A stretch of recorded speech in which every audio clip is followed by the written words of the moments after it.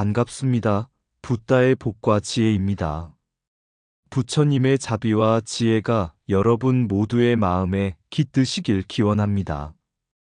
오늘은 관세음 보살상은 어디서 보거나 여성의 모습이다 라는 주제로 우리가 익히 알고 있는 불상의 형상, 그 중에서도 유독 여성의 모습을 띠고 있는 관세음 보살상의 의미에 대해 함께 살펴보려 합니다. 불상의 형상이란 단순한 외모가 아니라 부처님의 참뜻과 진리를 담아낸 자비의 상징이며 깨달음의 거울입니다. 세속적 남녀의 구분을 넘어서 모든 존재를 품는 자비와 지혜의 모습이 왜 여성적인 형상으로 표현되었는지, 또 그 안에 담긴 불교의 깊은 뜻과 시대적 배경을 오늘 함께 나눠보겠습니다. 자, 그럼 관세음 보살상은 어디서 보거나 여성의 모습이다. 그 여정을 함께 해볼까요? 모든 소리에 귀 기울이는 이 관세음 보살. 옛날 당나라 시대의 중국의 한 작은 마을에 극심한 가뭄이 닥쳐 백성들이 물을 구하지 못해 고통을 겪고 있었습니다. 사람들은 하늘을 향해 빌었지만 아무 변화도 없었습니다. 그러던 어느 날 한 노스님이 마을을 지나가며 사람들에게 말했습니다. 비는 하늘에서 내리지만 자비는 마음에서 내립니다. 관세음 보살님께 마음을 다해 귀의하고 그분의 자비를 담고자 한다면 길이 열릴 것입니다. 마을 사람들은 의심했지만 간절한 마음으로 절을 세우고 관세음 보살의 상을 모셨습니다. 그런데 그 불상은 이전과 달리 여인의 모습이었고 부드러운 손에는 연꽃과 정병을 들고 있었습니다. 어떤 이는 물었습니다. 왜 보살님은 여성의 모습이십니까? 불상은 남성처럼 생긴 것이라 생각했는데요. 그러자 노스님은 조용히 대답했습니다. 관세음 보살은 모든 소리에 귀 기울이는 분입니다. 어머니가 아이의 울음에 반응하듯 이 보살님은 고통받는 중생의 울음을 듣고 가장 자애로운 모습으로 나타나십니다. 그 모습이 여성으로 비춰지는 것은 자비와 포용을 가장 잘 드러낼 수 있기 때문이지요. 그날 밤 마을에는 오랜만에 비가 내렸고 사람들은 감사의 마음으로 관세음 보살의 상 앞에 향을 피웠습니다. 그 이후로 마을 사람들은 남녀노소, 귀천을 가리지 않고 모든 이의 소리를 들으려는 마음, 그 자비심을 삶의 바탕으로 삼게 되었습니다. 부처님의 진리는 남성과 여성의 경계를 초월한 자비의 실현임을 보여줍니다. 관세음 보살이 여성의 모습으로 표현되는 것은 중생을 향한 모성적 자비와 포용을 상징합니다. 진정한 불상은 돌이나 청동이 아니라 우리 마음 안의 자비의 씨앗이라는 깨달음을 줍니다. 거울 속 부처님, 누구의 모습을 비추는가? 천년 전 당나라 중기, 여인이 황제의 자리에 오르려 할 때 세상은 술렁였습니다. 어찌 여인이 천자의 자리에 오르리요? 백성은 말했고 대신들은 눈을 돌렸습니다. 하지만 그 여인은 달랐습니다. 그녀는 곧 측천무후가 되었고 천은 남녀의 성별로 나뉘지 않는다고 선언했습니다. 그녀는 용문석굴의 대부를 조성하며 이렇게 말했습니다. 이 부처님은 중생을 차별하지 않는다. 고귀한 자나 천한 자나 남자든 여자든 오직 깨달음을 구하는 자에겐 모두 한결같이 자비를 베푸신다. 그렇기에 이 부처님의 얼굴은 여성의 얼굴을 빌려왔다. 가장 자애롭고 가장 온화한 모습으로.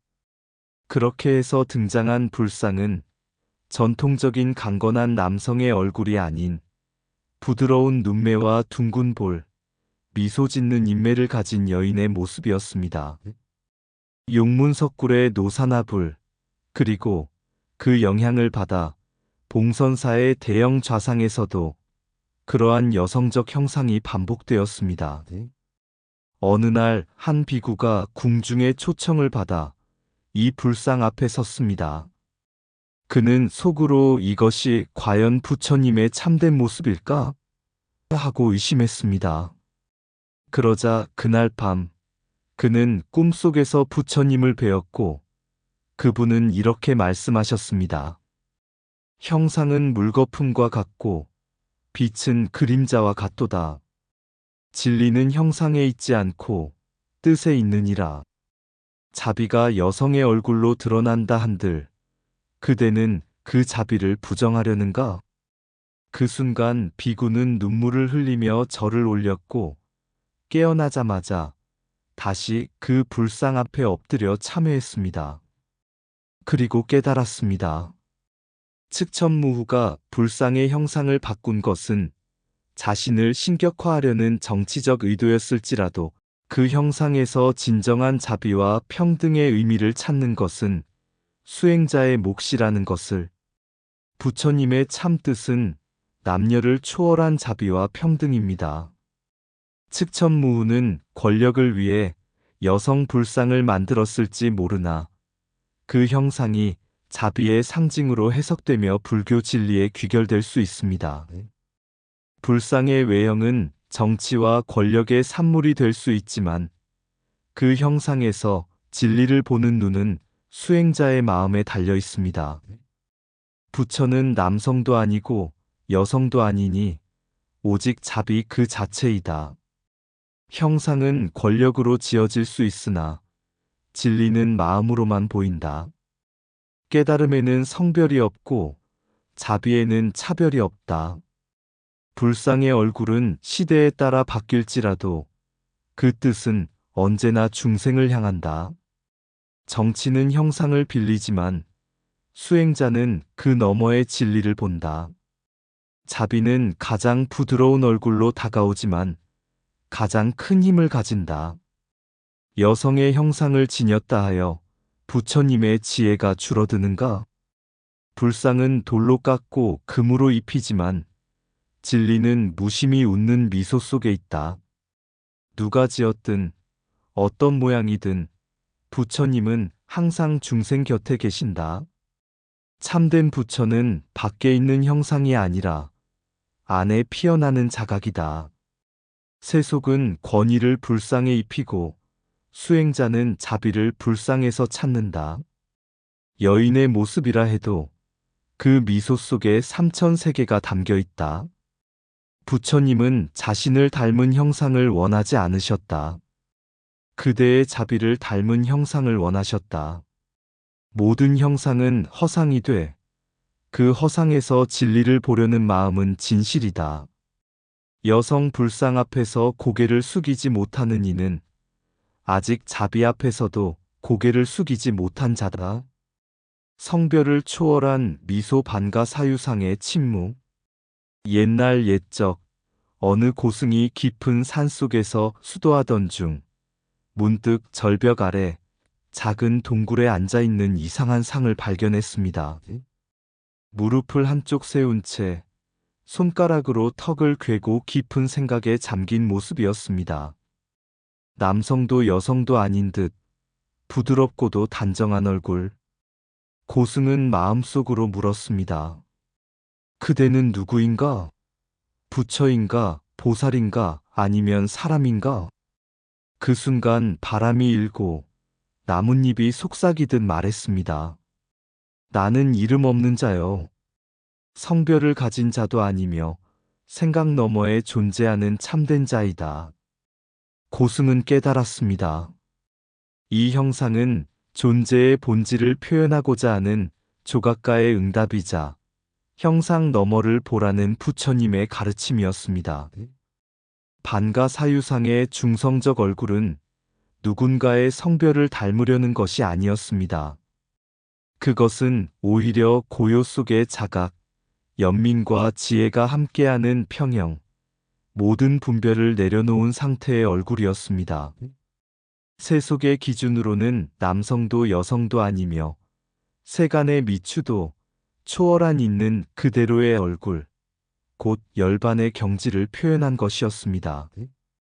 부처님께서는 늘 말씀하셨습니다. 색을 보는 이는 나를 보지 못하고 법을 보는 이는 나를 본다. 불상의 아름다움은 단지 조각의 섬세함이나 장인의 솜씨가 아니라 그 형상 속에 담긴 모든 것을 끌어안고 분별을 벗은 진리 때문이었습니다. 한 노승이 그 반가 사유상 앞에서 하루 종일 앉아 있었습니다. 제자가 물었습니다. 스님, 무엇을 그리 오래 바라보십니까? 노승은 말없이 웃으며 대답했습니다. 나는 지금 내 얼굴을 보고 있느니라. 진리는 성별을 묻지 않는다. 그저 깨어있는 마음만이 이를 본다. 불상의 얼굴은 너와 나의 얼굴이 아니라 본래 아무것도 아닌 진리의 얼굴이다. 남성도 여성도 아닌 자리에 자비와 지혜는 하나가 된다. 성별을 구분하는 이는 나를 보지 못하고 법을 보는 이는 나를 본다. 분별은 세상을 가르고 무분별은 진리를 드러낸다. 반가 사유상의 미소는 모든 것을 내려놓은 자의 미소다. 있는 그대로의 얼굴만이 열반의 거울이 된다. 부드러움 속의 강함, 침묵 속의 깨달음이 바로 중도의 형상이다. 남성도 여성도 아닌 자리는 곧 모든 존재가 평등한 자리다. 불상은 닮으려는 형상이 아니라 돌아보게 하는 거울이다. 지혜는 차별하지 않고 자비는 경계를 두지 않는다. 그 얼굴은 고요하다. 그 고요 속에 온 세상이 깃들어 있다. 모든 형상을 벗어날 때 참된 나를 만난다. 내가 누구인지 묻지 말고 고요히 앉아 스스로를 보라.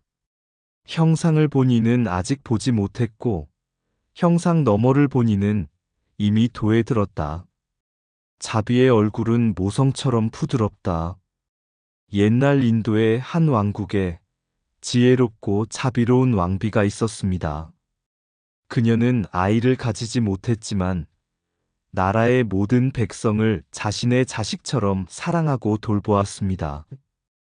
병든 자에게 약을 지어주고 굶주린 이에게 음식을 나누었으며 마음이 다친 자에게는 눈을 마주하고 끝까지 이야기를 들어주었습니다.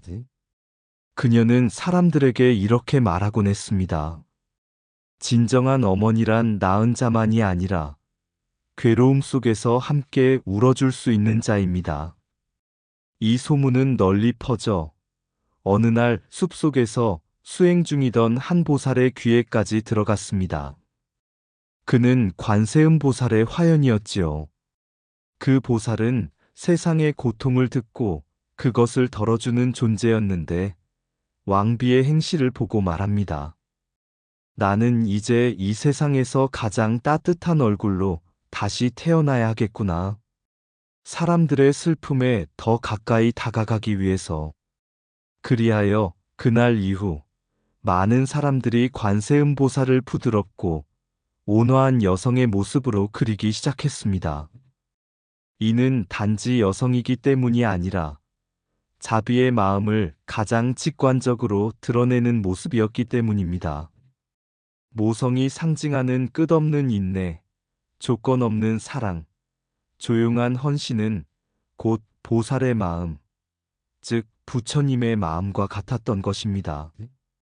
한국의 낙산사 해수관음, 수월관음처럼 고요한 미소와 온화한 자태로 표현된 관세음 보살은 괴로움 속의 중생에게 이렇게 말하는 듯합니다. 내가 내 곁에 있노라. 너의 아픔을 안다. 너는 혼자가 아니니라. 여성 형상의 이유를 말하는 것이 아닙니다.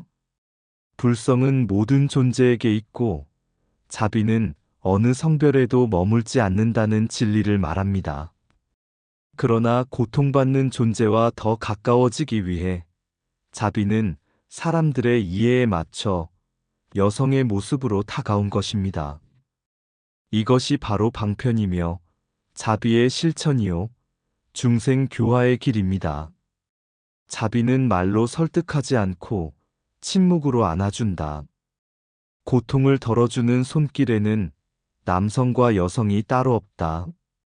진정한 보살은 누구보다 약한 이를 위해 가장 부드러운 얼굴로 나타난다. 모성은 단지 육체가 아니라 자비심이 피워낸 가장 큰 방편이다. 관세음 보살이 여성으로 나타난 이유는 눈물 앞에 먼저 무릎을 꿇기 위함이다. 자비는 논리가 아니라 온기로 전해지는 진리이다. 보살의 형상은 변화하지만 그 마음은 언제나 괴로움에 귀 기울인다. 부처는 중생의 마음을 따라 얼굴을 바꾸고 마음을 다해 다가온다.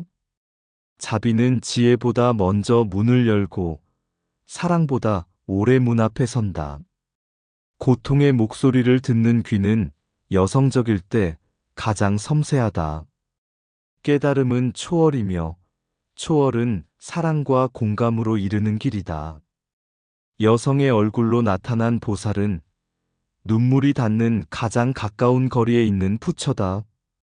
관음은 이름을 부르면 오는 존재가 아니라 먼저 울음을 듣고 오는 존재다. 몸은 모양을 따라 바뀌지만 자비는 모양이 없어 더욱 모든 일을 품는다. 부처의 참모습은 얼굴이 아니라 마음이며 그 마음은 자비이다. 모든 소리를 듣는 이가 가장 부드러운 얼굴로 온다. 옛 스님은 말했습니다. 부처님은 중생의 마음에 따라 모습을 바꾸시고 괴로움의 목소리에 따라 형상을 달리하신다. 그래서 관세음 보살은 때로는 어머니처럼, 때로는 누이처럼, 때로는 자애로운 여인처럼 우리 앞에 나타나셨습니다. 무릇 고통은 힘센 자의 손보다 부드러운 자의 품을 먼저 찾습니다. 자비는 어떤 가르침보다 빠르게 마음에 닿고 진리는 어떤 법문보다 조용히 눈물을 닦아줍니다. 관세음 보살이 여성의 얼굴로 조성된 것은 중생을 향한 무한한 연민과 공감, 그 자비심이 가장 인간적인 얼굴로 다가오기를 바랐기 때문입니다. 그 모습은 남성과 여성, 강함과 약함을 뛰어넘는 모든 중생을 품는 큰 마음, 곧 부처님의 마음입니다. 지금 우리 곁에 있는 모든 여성적 자비의 형상은 바로 우리 마음속 깨어있는 부처의 자비를 비추는 거울입니다. 그 거울 속에서 우리는 묻습니다. 내가 듣고 있는가? 내가 품고 있는가? 부처님은 대답합니다. 자비는 듣는 것이다. 자비는 담는 것이다. 자비는 이미 너 안에 있다. 관세음 보살, 자비의 얼굴. 깊은 바다의 소리 들으며 모든 괴로움 잠재우는 그대, 관세음 보살, 그대는 여성의 빛으로 마음속에 다가와 머무네.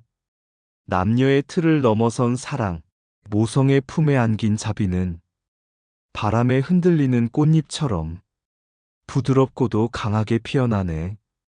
1000개의 눈, 1000개의 손으로 중생의 고통 하나하나 어루만지고 그 자비의 미소는 어둠 속 희망의 등불 되어 불멸의 진리 안에서 그대는 성별 없는 빛, 그러나 우리 마음에 닿는 모습은 따스한 어머니의 손길. 오늘도 그대의 이름 부르면 고요한 바람결에 울리는 소리, 두려워 말라. 나는 너와 함께하리라. 관세음, 그 자비의 여신이여. 이상 붓다의 복과 지혜였습니다. 오늘도 복지 구족한 날 되세요. 구독과 좋아요는 붓다의 복과 지혜를 밝히는 큰 자비의 등불이 됩니다.